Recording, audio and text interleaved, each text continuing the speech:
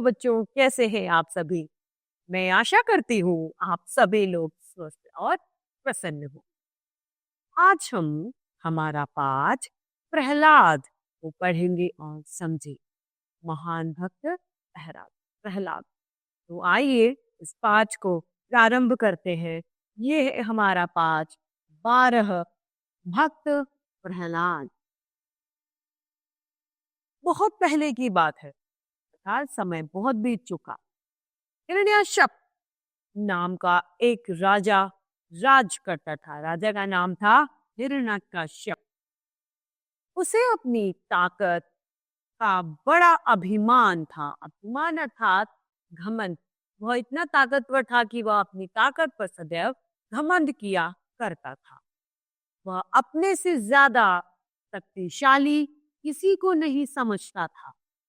वह कहता था कि दुनिया की कोई ताकत मेरा कुछ नहीं बिगाड़ सकती। वह इतना ज्यादा घमंडी था कि उसका कहना था कि मेरा तो कोई कुछ नहीं बिगाड़ सकता। मैं जो चाहूं वो कर सकता हूँ, लेकिन मुझे कोई हानि नहीं पहुंचा सकता। वह मरने से भी नहीं डरता था, क्योंकि उसने एक बार तपस्या की थी।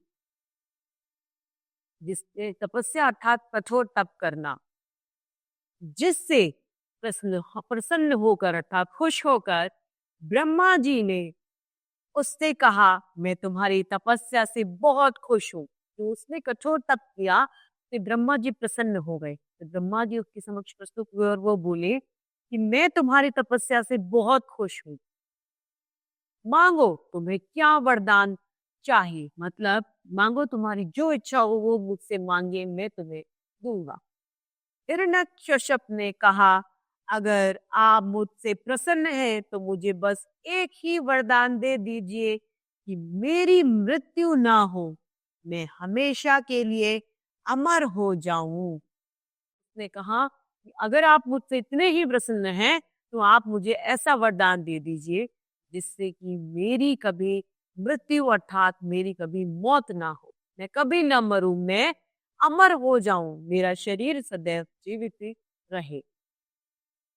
ब्रह्मा जी ने कहा, ऐसा संभव नहीं है, क्योंकि मृत्यु सभी की आती है, उसे रोका नहीं जा सकता। ब्रह्मा जी बोले कि देखो, ये तो नामुमकिन बात है कि तुम्हारी मृत्यु ना हो। मृत्यु एक अटल सत्य है। मृत्यु जो इस धरती पर आया है उसे जाना ही होगा। तब हिरण्यकश्यप ने ब्रह्मा जी से यह वरदान मांगा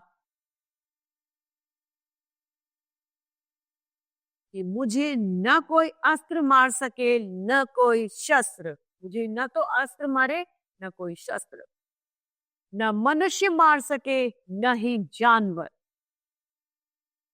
न धरती पर, न आसमान में। न मैं जमीन पे मरूं, न मैं आसमान में मरूं।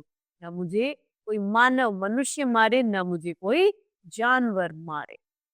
न मैं दिन में, न रात में। मैं दिन में मरूं, न मैं रात में मरूं। न ही मैं घर के अंदर मरूं, न ही घर के बाहर मरूं।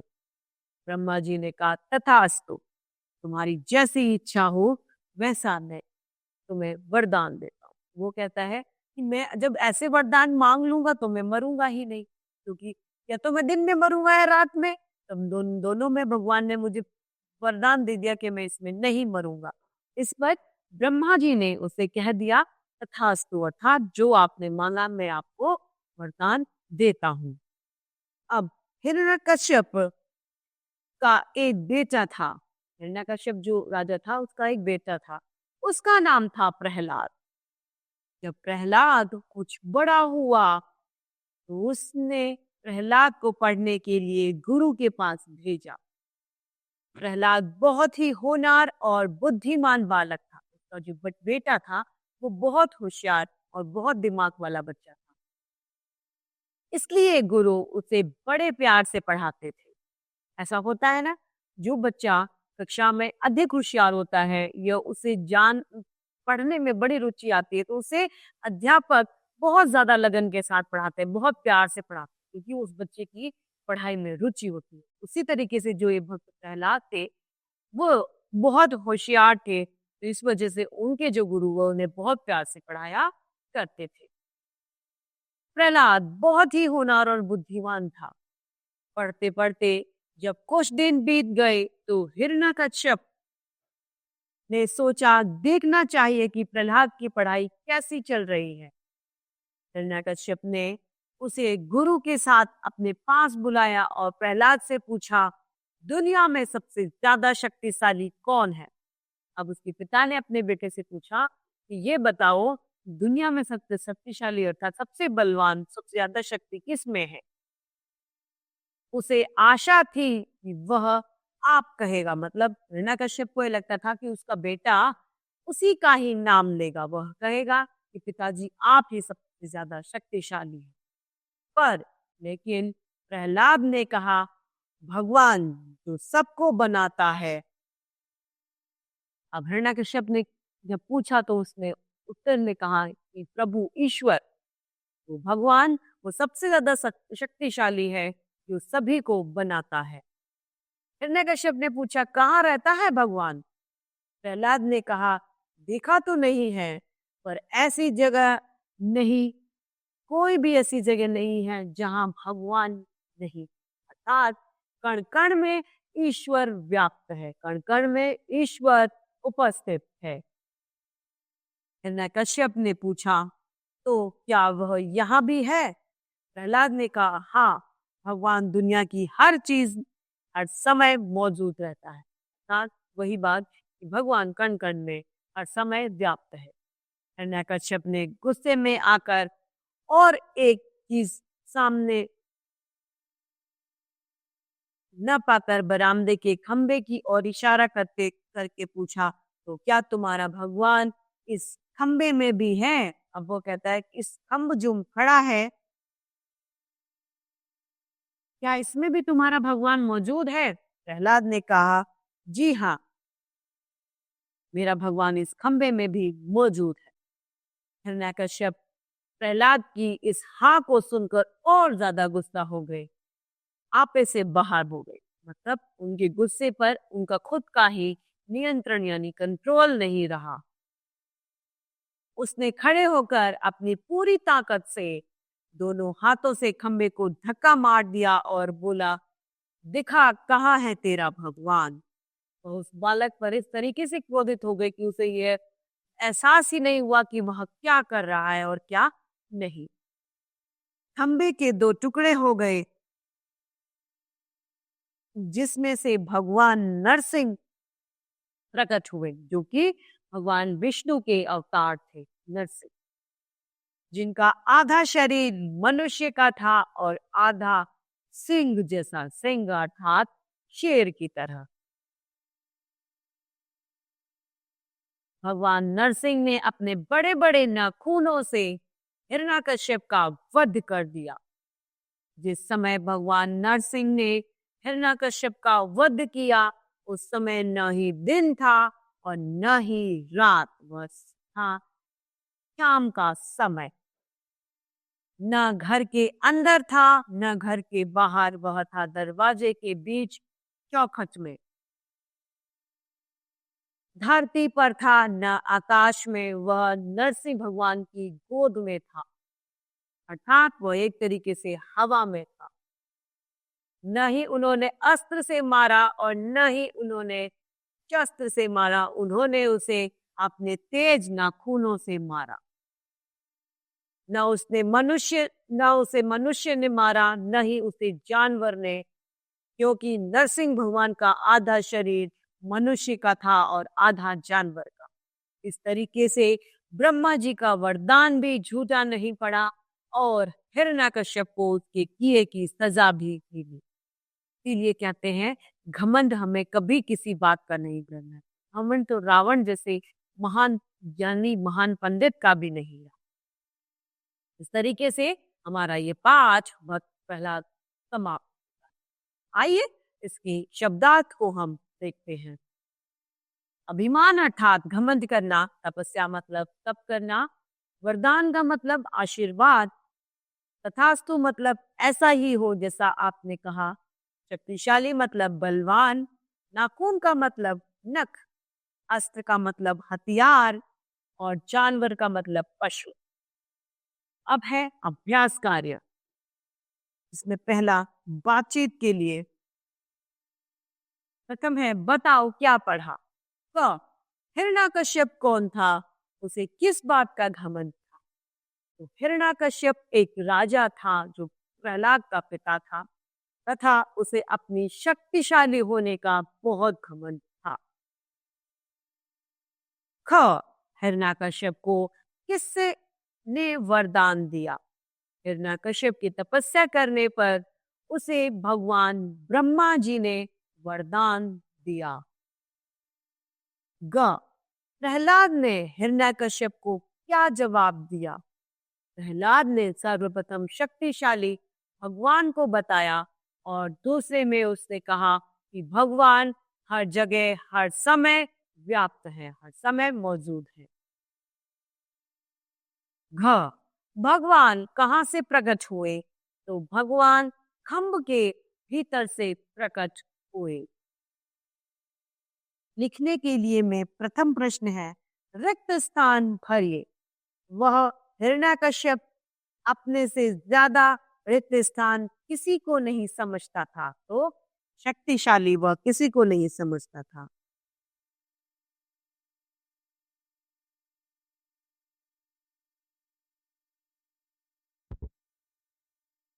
हाँ, हिरण्यकश्यप ने ब्रह्मा जी से रिक्त स्थान मांगा, वरदान।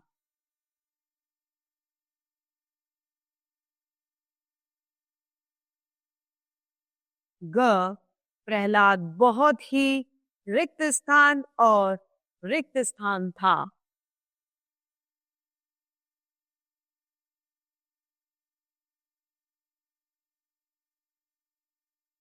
होशियार और बुद्धिमान।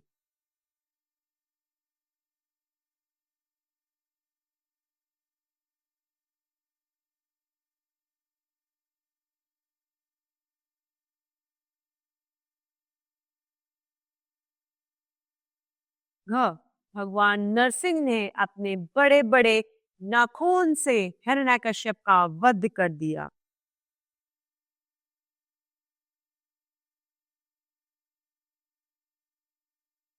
ज हिरण्यकश्यप रिक्त स्थान की हाँ को सुनकर गुस्सा हो गया। हिरण्यकश्यप प्रहलाद की हाँ को सुनकर।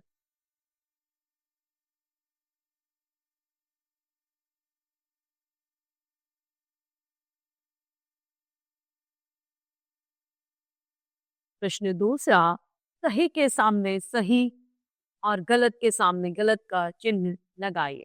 क ब्रह्मा जी ने हिरण्यकश्यप को वरदान दिया। जी हाँ।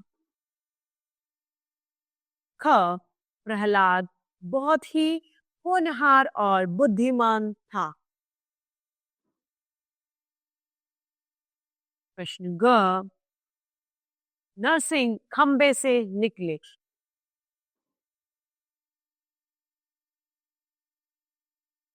घ प्रहलाद ने हिरण्यकश्यप को मारा नहीं। ड ब्रह्मा जी का वरदान झूठा पड़ गया नहीं।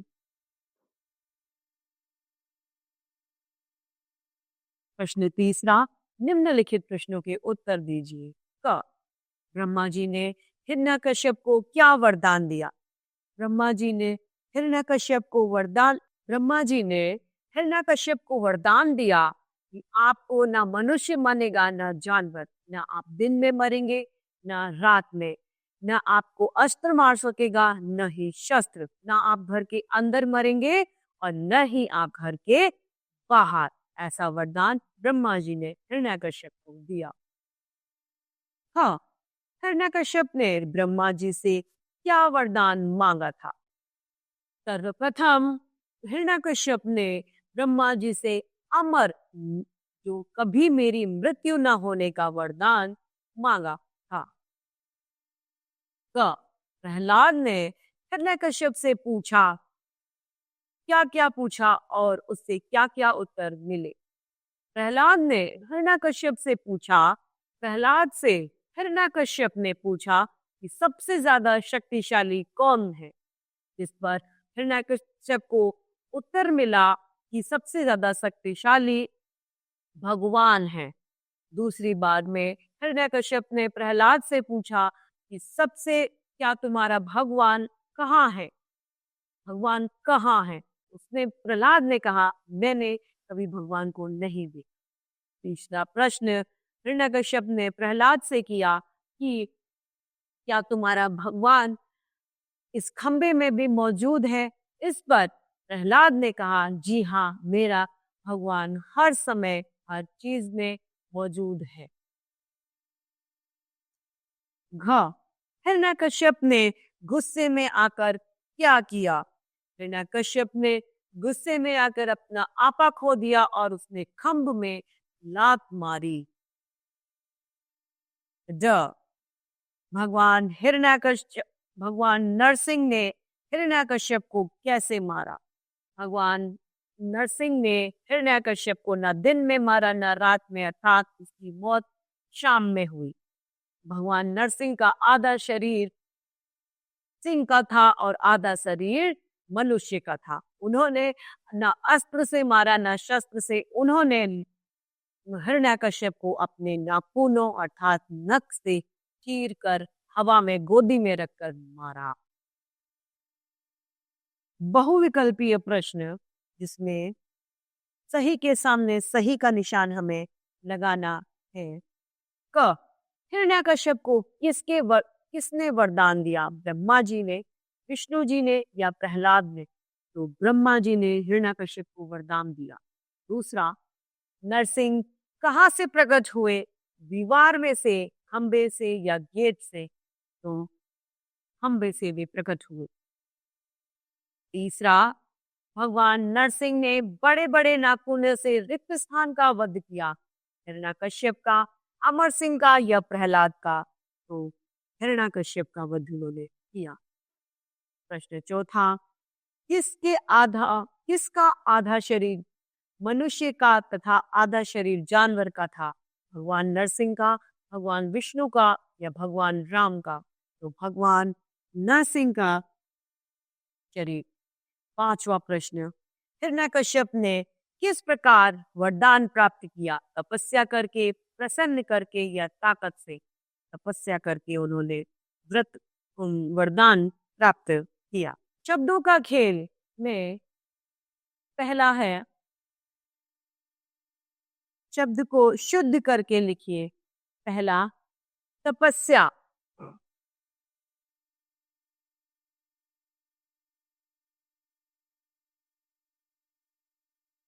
प्रहलाद,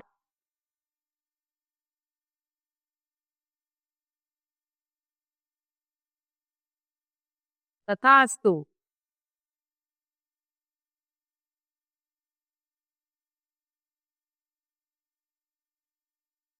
अस्त्र,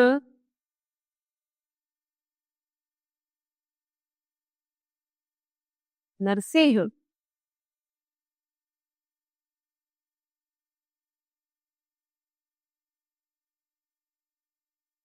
शक्तिशाली,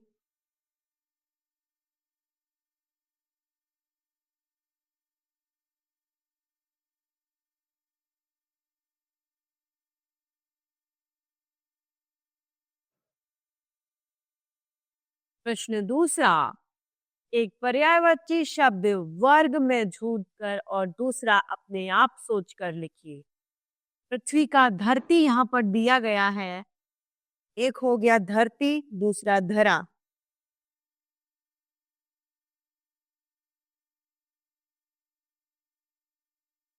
धरा या भूमि। क है प्रकाश, तो रोशनी यहाँ दिया गया है।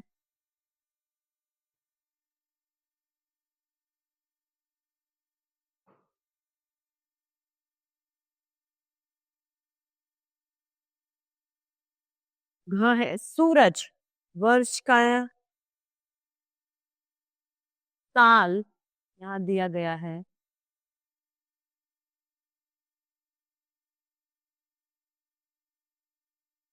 नभ का आसमान दिया गया है।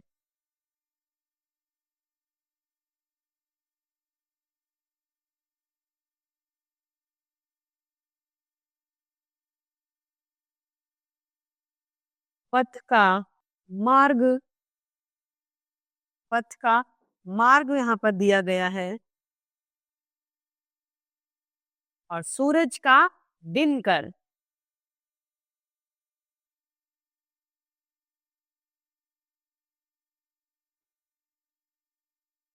अब रोशनी का ज्योति, दिनकर का आदित्य,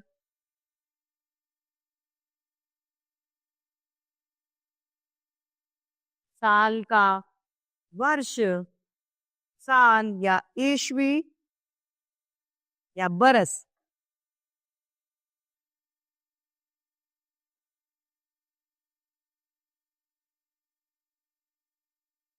आसमान, नभ, गगन। रास्ता, मार्ग, पथ।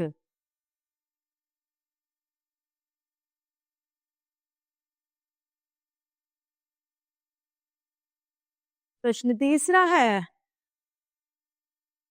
वर विलोम शब्द लिखिए। वरदान का श्राप।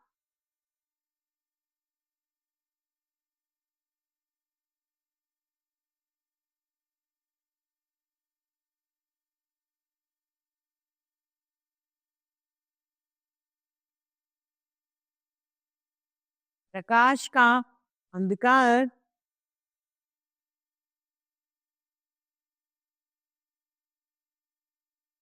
बुद्धिमान का मूर्ख।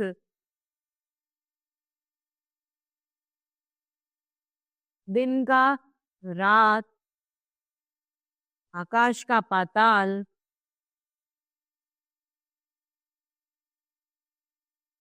गुरु का चेला या गुरु का शिष्य।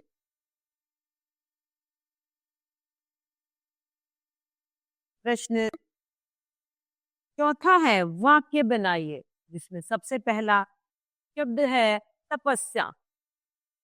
हिरण्यकश्यप की तपस्या से प्रसन्न होकर ब्रह्मा जी ने वरदान दिया। दूसरा वरदान, हिरण्यकश्यप ने अमर होने का वरदान मांगा।